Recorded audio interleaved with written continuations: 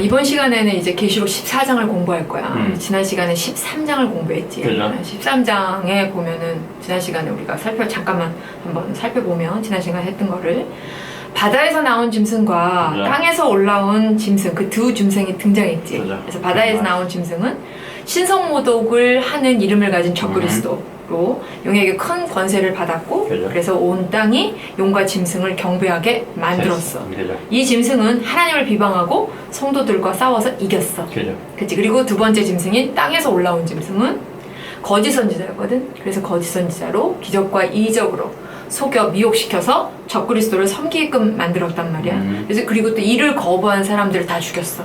또한 짐승을 경배하는 모든 사람에게 오른손과 이마에 짐승의 표를 받게 했지. 그죠. 그리고 표를 받지 않은 사람들은 뭐를 매매를 못하게 했어.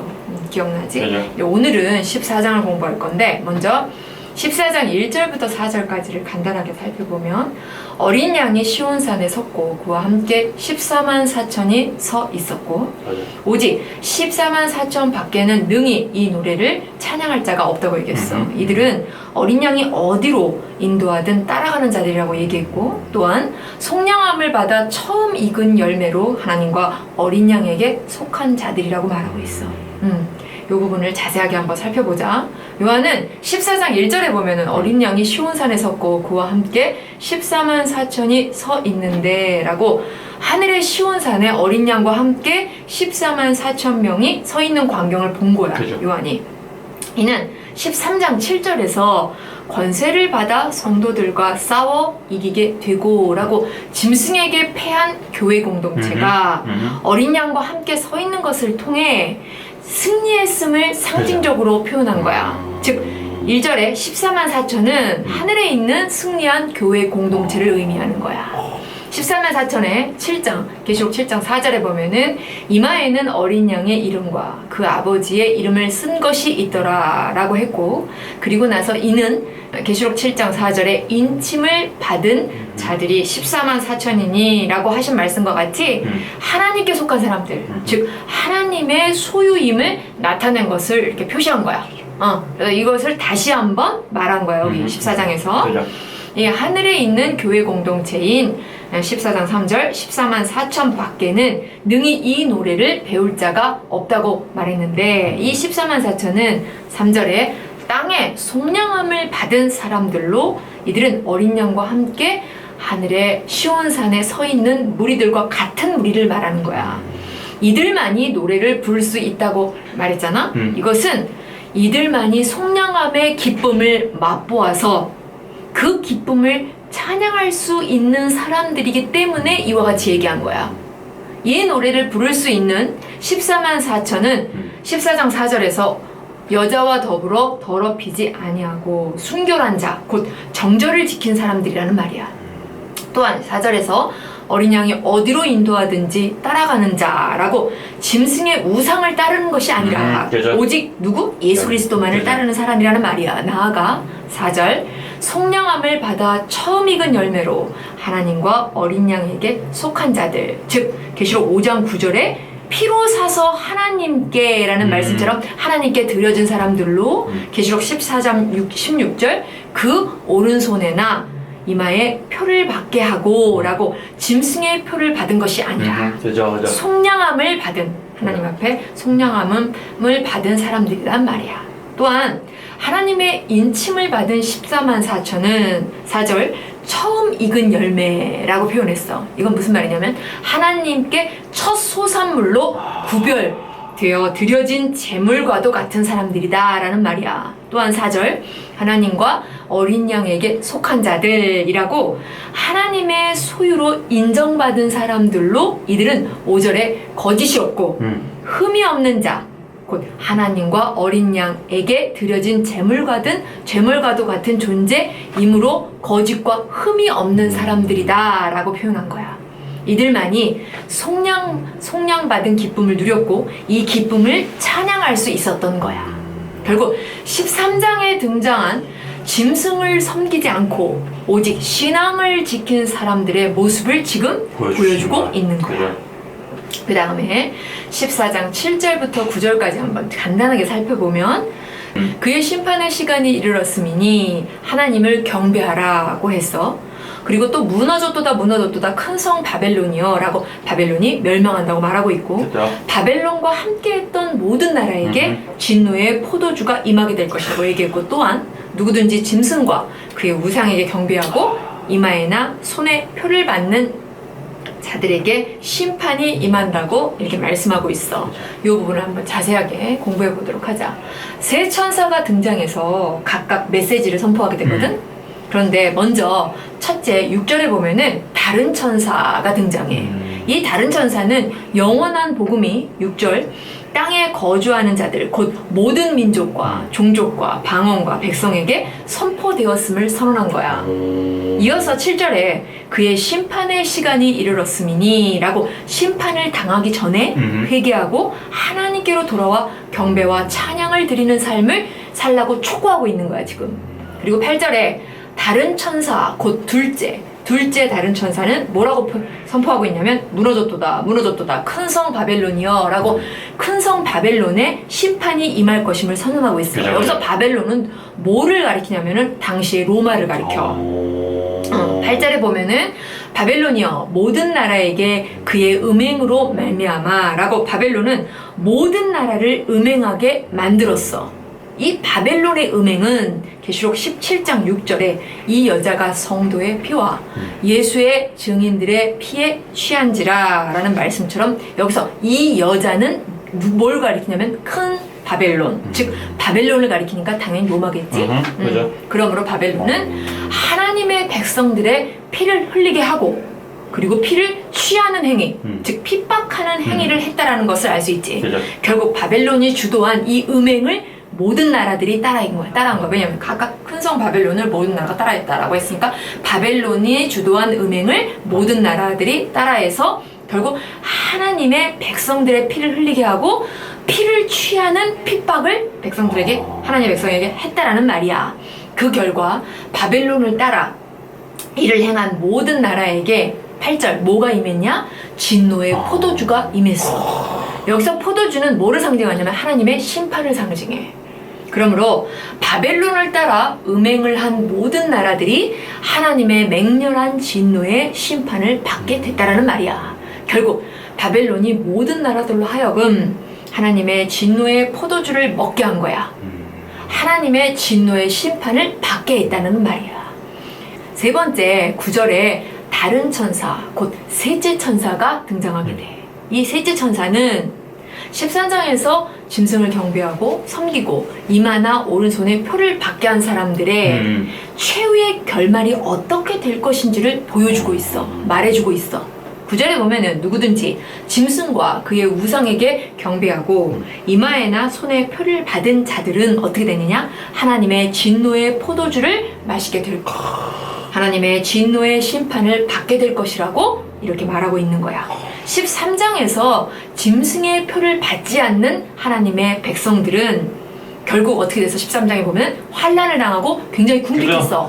심지어는 죽임을 당하는 모습까지 소개하고 있었단 말이야. 13장에서. 반면 이 땅에서 짐승의 표를 받은 자들은 짐승, 곧 누구를 따라? 사탄을 따름으로 어떤 혜택을 누려? 경제적, 사회적 혜택을 누리며 안락을 보장받으면서 세상에 이런 걸 보면서 세상의 관점으로 보면은 결국 어떻게 보여? 승리한 사람처럼 보여. 그죠. 하지만 이들이 바로 뭐의 대상이냐? 하나님의 진노의 대상이라는 얘기야. 그 진노의 대상으로 불과 유황의 고난을 받고 그리고 밤낮 쉼을 얻지 못하는 영원한 심판을 받을 대상이라는 얘기야. 셋째 다른 천사가 결국 이들의 최후의 모습을 선언한 거야. 그 다음에 14장 15절부터 16절 그리고 19절부터 20절을 간단하게 한번 살펴보면은 구름 위에 앉은 이가 땅의 곡식이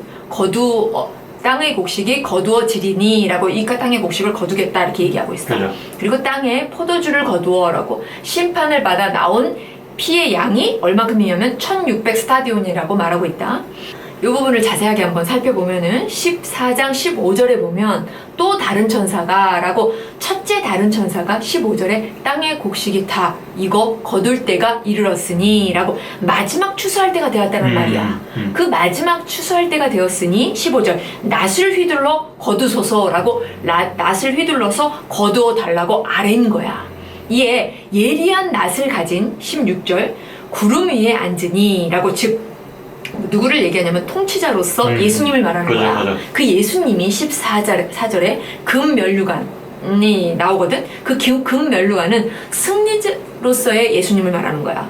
그리고 14절에 그 손에는 예리한 낫을 가졌다라고 심판자로서의 예수님을 말하고 있는 거야. 그 심판자로서의 예수님이 낫을 땅에 휘두르셔서 16절 땅의 곡식이 거두어지리라 라고 알곡을 추수하셨다는 얘기야. 즉 13장의 상황 속에서도 끝까지 신앙을 지킨 사람들을 마지막 날에 최종적으로 16절 거두어지니라 라고 구속시키신 거야. 알겠지? 17절에 보면 또 다른 천사, 둘째 다른 천사를 말하는데 그 둘째 다른 천사가 17절에 하늘에 있는 성전에서 나오는데 역시 예리한 낫을 가졌더라 라고 하나님의 뜻을 실행하기 위해서 예리한 낫을 가지고 나온 거야, 이 천사가. 그리고 18절 또 불을 다스리는 다른 천사, 즉 셋째 다른 천사가 등장해서 둘째 천사에게 18절 낫을 휘둘러 땅에 포도주를 거두라. 그 포도가 익었느니라 라고 외쳐. 이는 심판을 촉구한 거야. 그래서 이에 둘째 다른 천사가 낫을 휘둘러서 19절 땅에 포도를 거두어 이렇게 땅에 포도를 추수해서 19절 하나님의 진노의 큰 포도주 틀에 던졌어. 그러자 20절 틀에서 피가 나왔어. 그리고 근데 이제 피가 나왔는데 그 양이 20절에 1600 스타디온이나 된다라고 말하고 있단 말이야. 여기서 스타디온은 뭐냐면은 로마 시대 때 거리를 측정하는 단위야. 1 스타디온에 192m야. 그래서 그러므로 대략 20 스타디온은 약 4km 정도 된다고 해. 그러므로 1600 스타디온은 320km를 말하는 거야. 그러니까 결국은 피가 번졌단 말이야. 틀에서 피가 나서 이렇게 피가 나왔는데 어디까지 튀었냐? 그 피가 320km까지 퍼졌어요. 그러니까 그 양이 어떻게 된 거야? 어마어마. 결국 이 숫자를 통해 하나님의 진노의 큰 심판을 받은 대상이 이처럼 많았다라는 것과 그죠. 또 뭐를 알 수 있냐? 그 심판이 얼마나 강력했는지를 예측할 수 있다. 암시하고 있다라는 거야. 알겠지? 그 다음에 14장 6절과 11절부터 13절까지 한번 자세히 간단하게 살펴보면은 14만 4천은 영원한 복음을 가졌어. 그 짐승과 그의 우상에게 경배하고 그의 이름표를 받은 자들은 밤낮 쉼을 얻지 못하리라 라고 쉼을 얻지 못하게 된다고 얘기하고 있어. 반면 인내와 믿음, 곧 하나님의 계명과 예수에 대한 믿음을 지킨 자들은 그들이 수고를 그치고 쉬리니 라고 쉬게 될 것이라고 말하고 있어. 이 부분을 한번 자세하게 살펴보자. 어린 양과 함께 서 있는 14만 4천은 먼저 6절 영원한 복음을 소유한 사람들이야. 그치? 뿐만 아니라 이들이 소유하고 끝난 게 아니야. 6절에 보면은 땅에 거주하는 자들, 곧 모든 민족과 종족과 방언과 백성에게 전할 영원한 복음을 가졌다 라고 그거를 모든 열방에게 전할 복음을 가졌는데 이걸 어떻게 했나? 전해야 된다라는 거야. 전해주라고 이렇게 말씀하고 있다는 얘기야. 이를 통해 하나님의 백성인 우리가 뭐를 알아야 되느냐? 무엇을 소유한 사람들인지를 알아야 돼. 또한 이를 나만이 가지고 마음 평안하게 신앙생활을 하라고 주신 것이 아니라는 사실이야. 그럼 뭐야? 이거를 모든 민족과 종족과 방언과 백성에게 어떻게 하라? 전하라고 주신 거죠. 이처럼 왜 주셨는지를 인식해야 된다는 얘기야.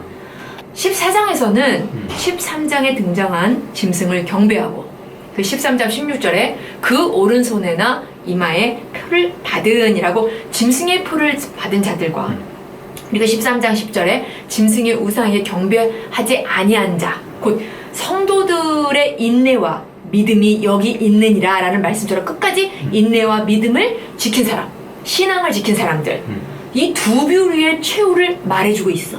14장에서 우리 지금까지 배웠잖아.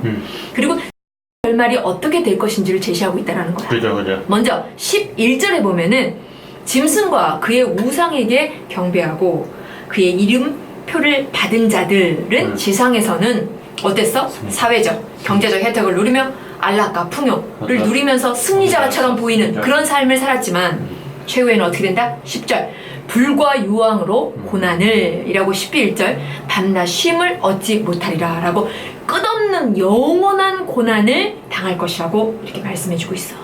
반면 사회적으로 소외되고 경제적 혜택을 받지 못하고 그거를 인해서 핍박하고 어려움을 겪고 고난을 받고 빈곤했던 빈곤 속에서도 13장 계시록 13장 10절에 인내와 믿음 12절에 성도들의 인내가 여기 있나니 라는 말씀처럼 도중에 아무리 이런 어려움이 있어도 도중에 포기하지 않고 끝까지 인내하고 견디며 주님을 향한 믿음을 지킨 자들 즉 이런 어려운 상황 속에서도 12절 하나님의 계명과 예수에 대한 믿음을 지킨 자들의 최후는 어떻게 될 것인지 뭐라고 얘기하고 있냐면 13절에 그들의 수고를 그치고 쉬리니 라고 그들이 수고를 그치고 쉬리니 라고 안식하게 될 것이라고 말씀해주고 있어.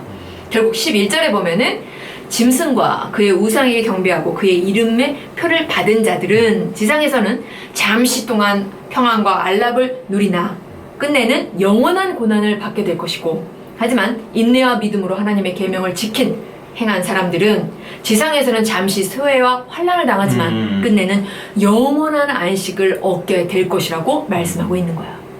이렇게 최후의 심판이 시작되기 전 이를 먼저 말씀하고 있는 걸 알 수 있지. 이는 요한 당시 성도뿐만이 아니라 오고 오는 모든 하나님의 백성들이 지상에서 신앙을 지켜 나아갈 때 어떤 자세와 어떤 중심으로 무엇을 바라보며 무엇을 소망하며 무엇을 하며 살아야 하는지를 제시하신 거야. 그죠.